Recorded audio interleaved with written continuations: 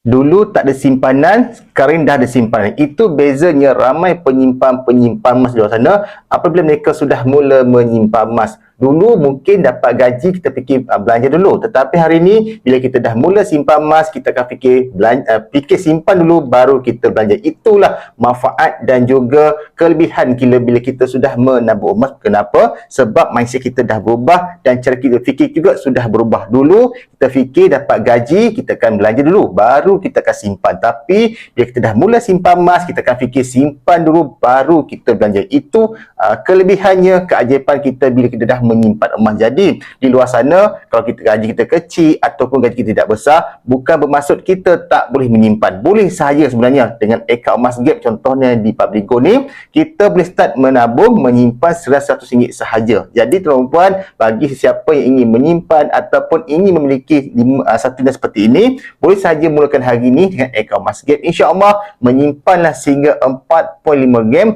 dan keluarkan satu nilai sebagai emas pertama kita. InsyaAllah, semua boleh menyimpan dan semua boleh memiliki emas dan menabung lebih banyak lagi dalam bentuk emas. Jadi siapa ingin merubah kewangan dan juga ingin menyimpan emas di Public Gold, mudah saja, boleh tekan link di bio, insyaAllah nanti saya bantu sebaiknya.